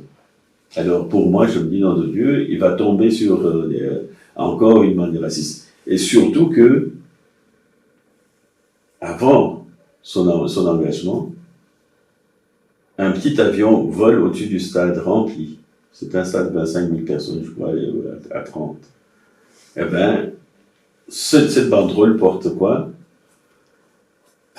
Les Noirs mettent Black Lives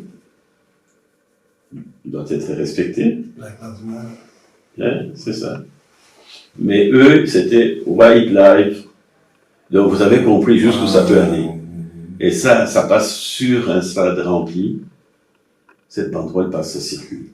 Et l'année, quand ils ont fini tout ça, l'année est terminée, c'est le fils de Noir qui prend les rênes du club. Pour la première fois, ils n'ont jamais eu ça.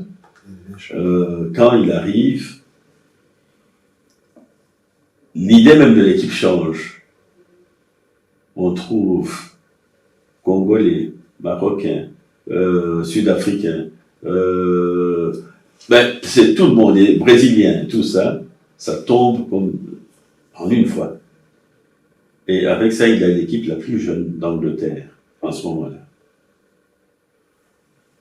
Ils sont montés, ils ont fait un score énorme, tout ça. Le maire de la ville, il dit, moi j'ai grandi dans cette ville, j'ai un abonnement de plus de 20 ans, jamais je n'aurais pensé que dans ce stade, on peut... Non, parce qu'ils ont l'habitude de monter et descendre. Oui. Eh bien, jamais j'aurais pensé qu'on puisse applaudir dans ce stade un musulman, un arabe, un truc comme ça. Ça, c'est lui qui dit. Il dit, Vincent Kompany m'amène le social. Et si vous passez à Burnley, vous allez trouver des grandes images sur les murs. Lui et le président américain, qui est américain, en disant, Vincent Kompany a une mission dans cette ville. Bon, il aurait pu la continuer, hein, mais il est dans un monde footballistique. Mais quand ils sont montés, ils se sont retrouvés devant les problèmes de taille. Hein. Je donne un exemple simple. Ok. Donc, il avait l'équipe la plus jeune qui est montée.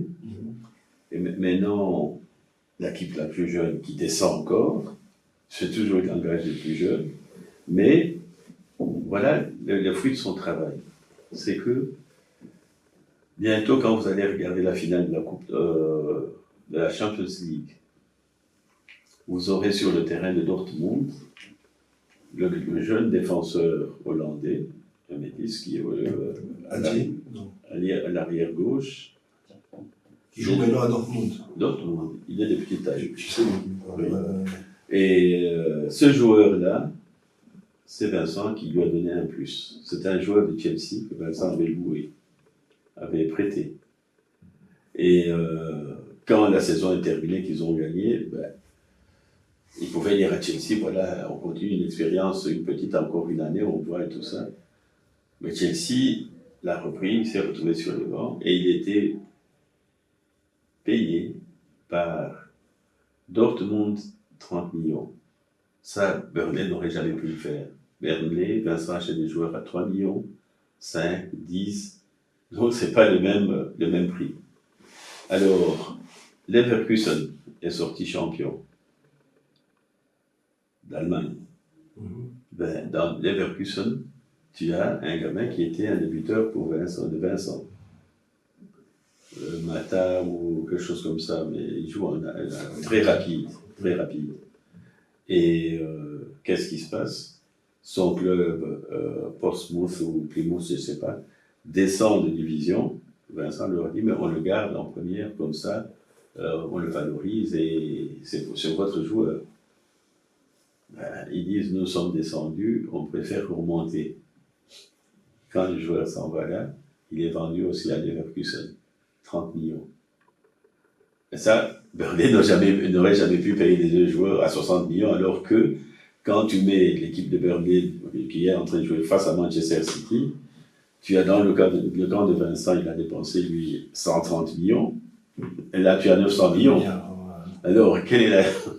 Vous avez parfois même un joueur, ou deux ou trois joueurs, qui font ces 130 millions. Oui, c'est vrai. Donc, voilà. Ça, c'est quelque part la force de travail de Vincent. Et ça s'est constaté comment? Déjà, en deuxième division, il avait imprimé un rythme de jeu. À tous les matchs, gagnants ou perdants. On avait déjà commencé à l'appeler le petit Manchester City. Il est monté en première où l'on pouvait dire il va paniquer. Son système, là, il va l'adapter vite pour ne pas... Non, son système a tenu. Vincent jouait des équipes comme Manchester United, qui sont des équipes costauds. Eh ben, il a joué contre ces équipes. Parfois, il avait la possession du ballon plus grande que la grande équipe. Mais la grande équipe, il suffit d'une erreur, c'est dedans. Et c'est arrivé assez souvent. Le match est déjà terminé. Vous êtes à 81 minutes, vous menez avec 1-0. La jeunesse prend une erreur, fait une erreur. Ben, on vous en marque 1-2. L'exemple qui était venu avec West Ham. West Ham est mené jusqu'à la 82e, 86e minute. Puis on ajoute 5 minutes de plus. West Ham gagne le match 2-1 ou 1-2. Mais vous voyez, ça, ce sont... Alors, ça, c'est pas la faute de choses. Les enfants sont épuisés. Le match est long dans leurs jambes. Parce que il faut voir les vitesses avec lesquelles les gens courent sur ces terrains en Angleterre. Quand il t'a fait courir comme ça, à un moment, une petite erreur suffit. Alors, je crois que tout ça a été analysé par tous les clubs, parce que Vincent était déjà appelé dans les clubs anglais, dont Chelsea, qui n'est pas rien. Et celui qu'on a souvent cité, Brighton qu'on a beaucoup cité. Donc, avec tout ça, il y a la qualité du travail de Vincent. Cette qualité, on a pu l'avoir ici en Anderlecht, encore avec les jeunes, qui commettaient beaucoup d'erreurs vers la fin, qui faisaient des matchs nuls ou qui perdaient le match. Mais cela ne décourageait pas Vincent. Pour lui, il faut continuer à travailler. Et quand on voit quand même la qualité des gamins qui sont passés par ses mains, et d'autres qui sont avec lui maintenant, il y en a de très bons. Demain, ça sera aussi des petites sœurs, mais la réalité, c'est que tu ne gagnes pas tes matchs avec. Il faut un peu plus d'argent pour pouvoir...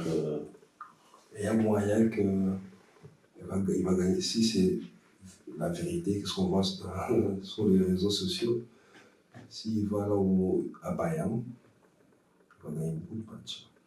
Ah, mais parce que là, il y aura... Il y aurait des joueurs qui peuvent... Voilà. Ils appellent ça beaucoup de Vincent Kompany philosophie.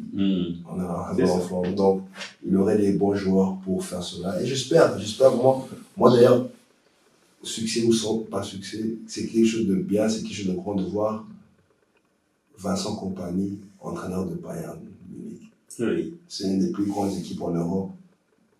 Et je suis une page sur Instagram, InfoKing. Je te jure, c'est là où j'ai appris la nouvelle en fait. InfoKing, pas Newsblad, pas Highland, InfoKing. C'est pour montrer que, comme tu as dit, tout mon Afrique serait. Si. Ce qu'il va faire, c'est une première. Ouais. Ça serait la première fois que un enfant issu de l'Afrique arrache une telle compétition. Ça, c'est quelque chose. Bayern de Munich, c'est pas n'importe qui. Non. Ni en Europe, ni dans le monde, il est parmi les. C'est partout. Ce n'est pas seulement en Europe, ce n'est pas seulement. C'est vrai. Oui. Non. Mais comme je dis ceci à mes collègues de tout à l'heure, je dis, ouais, nous tous on connaît Vincent Kompany, c'est vrai, mais si ce n'était pas à cause de M. Pierre, on n'allait jamais à le connaître. Et vous avez fait un bon travail avec vos enfants, et vous-même aussi, votre parcours est splendide, comme je dis parfois. Et vous avez ouvert des portes. J'espère qu'il y aura plusieurs des portes qui vont s'ouvrir à cause de ce que vous avez organisé, ce que vous avez réalisé. Je vous remercie. Comme, allez, on est assis ici 2 heures, vous avez pris vraiment 2 heures de votre temps pour moi, Oui. et je vous remercie vraiment. Et la dernière chose que je voulais te demander, c'est, mon père disait toujours, je ne veux pas t'apprendre le lingala parce que c'est la langue de Bayanké, comme on dit, les Bavois, et tout. Maintenant, quand je vous demande à vous, vous avez 3 enfants, vous parlez lingala vous-même? Oui, mais moi j'ai grandi à Kinshasa, hein, donc. Vous avez appris ça aussi à vos enfants? Mais c'est ça la question. Mes enfants sont nés de quelqu'un qui était réfugié politique. Leur maman est ardennaise, la province de Luxembourg. Donc, il fallait peut-être commencer à apprendre à la maman la langue pour pouvoir, ce qui n'est pas évident. Mais en tant que réfugié politique, je suis rentré au Congo 35 ans après. Et c'est Vincent qui me fait rentrer au Congo. Avec la création de.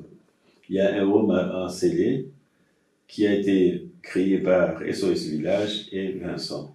C'est lui l'ambassadeur et tout ça. Et il a pu ramener comme ambassadrice ou ambassadeur Kim Gewart, Kim Klessers, et je crois aussi Justine, je crois. Bon.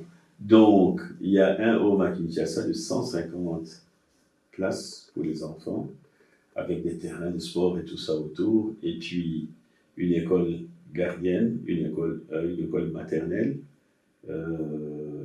primaire, et puis après on amène les enfants vers... Et cette école que Vincent et SOS Village ont fait reçoit aussi les enfants de villages environnants, pour ne pas laisser ceux-ci grandir dans une tour d'ivoire, qu'ils aient le contact avec les autres. Et avec le temps, progressivement, il y avait, pour le petit, pour l'orphelinat, il y avait un dispensaire. Mais vous connaissez, vous êtes au Congo. Finalement, ce dispensaire a dû ajouter, je crois, pendant un temps, une petite maternité. Parce que des femmes qui accouchaient en urgence et des trucs comme ça. Voilà. Ça, c'est fait quand même par un jeune dont le père est issu de l'immigration, mais qui pense aussi au pays de ses ancêtres. Et ça a été aussi facilité par le fait que leur maman aimait bien le Congo. Moi, je l'ai envoyée toute seule, comme j'étais réfugié, avant de me déclarer. Quand je voyais que le papier partait en bon sens, ben, je l'ai envoyée, elle est allée au Congo, là, ma famille est restée un mois. Ça lui a beaucoup plu. Mais moi, je ne pouvais pas y être parce que la crainte était simple, c'est que déjà, si on se mariait, son nom et le mien allaient interférer. Et ça, c'est juste bon pour aller l'emmerder. Au moment où tu veux rentrer, on commence à te poser des questions inutiles qui te bloquent une semaine ou deux, des trucs comme ça. Voilà. Donc, ça, c'est tout un esprit, mais je n'ai pas pu leur donner la langue à cause de cela. Mais cela n'empêche que mes enfants parlent, pour ceux qui les Européens qui aiment bien parfois se poser des questions parce que vous êtes à gauche. Ah oui, mais vous ne parlez pas flamand. Moi, je leur réponds, mais mes enfants parlent mieux que vous, peut-être. Ah oui, bon. Mes enfants parlent au moins, celui qui en parle le moins, il parle peut-être 4 langues européennes. Vincent, lui, il atteint les 8. Donc, c'est pas un jour, bon, ils ont déjà des mots de bigarre et tout ça, ils ont des amis qui rigolent dans tout ça. Et je crois que. Et la meilleure, par exemple, ce que je vous disais, de l'évolution, vous avez vu Vincent quand il était entraîneur en dialecte, il était avec les jeunes gens qu'il a grandi avec. À un moment, on soulève des critiques. Vincent Compagnie est avec ses amis, dans le staff et tout ça. Et puis, on critique celui qui entraînait les défenseurs, Flo Galula. On le critique. Mais on n'a jamais dit que Flo Galula, très jeune, a passé 5 ans à Manchester United avec Ferguson. Son ami, c'est Piqué de Barcelone. Et on les voit dans les vestiaires, dans photos, ils sont les plus jeunes. Et puis il y a tous ces costauds-là qui sont debout, et les 2 jeunes sont assis l'un à côté de l'autre. Aujourd'hui, c'est téléphone encore. Quelqu'un qui passe 5 ans à Manchester United, qui quitte parce qu'il a eu une blessure. Est-ce qu'il n'en sait pas quelque chose? De plus que d'autres qui n'ont vu que nos équipes ici. Voilà des choses qu'on ne raconte pas. Alors, ils vont aller loin. Par exemple, Rodis, qui est toujours avec Vincent depuis l'Allemagne. Ils étaient gamins, on habitait à même immeuble. Quand Vincent est allé à Hambourg, lui, il faisait déjà des histoires de gardiens pour devenir bodyguard et tout ça. Rodis Mouniengue. Il est parti avec Vincent, ils étaient gamins à Hambourg. Et puis finalement, Vincent lui a donné la possibilité d'apprendre les armes pour devenir un vrai bodyguard et créer sa petite société. Ben, ce jeune homme, ici en Anderlecht, quand il y avait Covid, il était le premier chaque jour à arriver à 6 h du matin parce qu'il faut arranger, les équipes ne s'entraînaient plus par 11, c'était 5 ou 6. Alors il fallait préparer des causes. Eh bien lui, 6 h du matin, top, il est là parce qu'il a déjà un esprit allemand, anglais, tout ça. Il est là, il arrange, il fait son boulot. Mais quand on a voulu le démolir par certains dirigeants, ils ont dit, mais on ne sait même pas ce qu'il faisait ici et tout ça.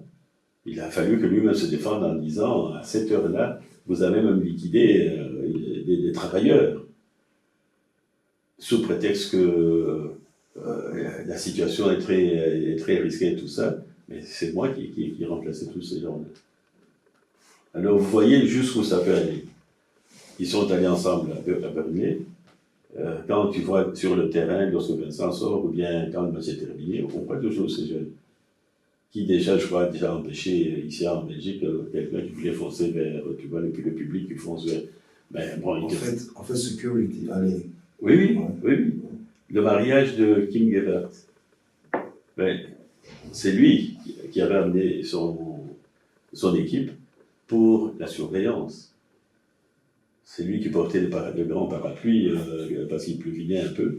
Mais tout ça, il y a des gens ici qui n'en sont même pas conscients. On prend quelqu'un, on dit voilà, qu'est-ce qu'il fait là?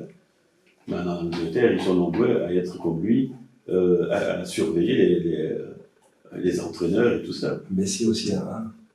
Messi aussi, il a un qui le supporte. Mais oui. Mais c'est pour vous dire que parfois, on juge très mal. Et c'est ce que vous posez comme question, l'histoire du racisme. Non, le racisme va être écrasé par des attitudes comme ça. Vincent quitte avec eux ici, en Belgique. La Belgique, c'est pas où l'on dira que c'est ici qu'on forme des entraîneurs et tout ce qu'on fait les plus... mais Vincent s'amène en Angleterre avec le staff d'ici. Dans son staff, il y a un Flamand, ici, il s'occupait de l'éducation physique et tout ça des joueurs. Il l'a amené à Burnley. Maintenant, il va l'amener à chose. Il va l'amener malgré le fait que Ajax demande ce monsieur, parce qu'il il est originaire de ce côté-là. À chaque fois, je demande pour entraîner peut-être les gardiens ou quoi. Mais Vincent amène tout ça. Les noirs et les blancs. Et il amène, il est avec. Et puis, l'exemple le plus flagrant, c'est Greg Bellamy. Oh, Yoel! Il est aussi chez lui, je sais pas. Vincent était arrivé gamin à Manchester City, mais lui, il était déjà une star. Newcastle, je crois. Mais il était à City quand Vincent est arrivé. Vincent jouait avec lui, Vincent était petit. Lui était déjà une star, mais complètement dur à gérer. Un bon attaquant, buteur. Et puis après, il est allé à Liverpool, et puis je crois qu'il a fait Newcastle, je ne sais pas. Mais voilà qu'ici, Vincent appelait un homme qu'il connaissait de longue date. Oui. Il est entraîneur des jeunes. Et puis quand il est tombé malade, il ne se sentait pas bien en dehors de son pays et tout ça. Vincent, et quand Vincent est arrivé à Burnley, il a repris. Combien de gens sont capables de faire ça? Maintenant, tout dépendra de lui s'il va encore traverser, aller si loin. Mais comme il est émotionnellement dans une situation où il faut qu'il soit près de sa famille, bon, ça serait un autre problème. Maintenant, celui qui fait voyager tout ce monde-là, il n'est quand même pas blond. Hein. Donc, c'est pour ça que je te dis, le racisme dont tu parlais va s'atténuer, va passer avec des bons exemples. On espère. L'avenir va nous prouver c'est ça. Mais, comme on l'a dit, on est fiers si tout va comme on le voit. S'il signe, maman, papa, compagnie, je sais que c'est lui qui fait le travail, mais sans vous, on n'allait pas voir ça. Et je vous remercie encore 1000 fois, 2000 fois, 3000 fois que vous avez autorisé de m'asseoir ici en face de vous. Et j'espère que dans l'avenir, on va encore se voir. D'ailleurs, encore une dernière chose, hein. Vous avez 76 ans, si je ne me trompe pas. Oui. Mais ça ne se voit pas. Comme on dit en anglais, black don't crack. Et pour moi, vous êtes la preuve que vous êtes jeune et vieux. Mais de cette façon, chez nous, dans la culture africaine, jeunes ou vieux, il y a beaucoup de respect. Yeah, ça c'est sûr. Et quand les gens manquent le respect à ceux qui les ont précédés dans la vie, qui ont peut-être des choses à apprendre, ben ça devient triste. Donc il faut déconseiller la jeunesse d'emprunter des voies qui ne sont pas les voies de notre culture. Yo, Talks with Charlie was pop with the population. It smelled like money, so me and Mr. Company, I keep some good company. Goeie gezelschap. Thank you.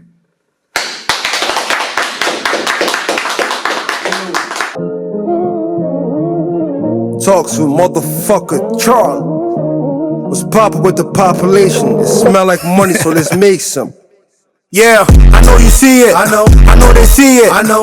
Talks with Charlie, conversations with Charlie. Yeah, I know they see it. I know you see it. I know. Talks with Charlie, conversations with Charlie. Yeah, I know they see it. I know you see it. Talks with Charlie, conversations with Charlie. They yelling who that? I tell them we that.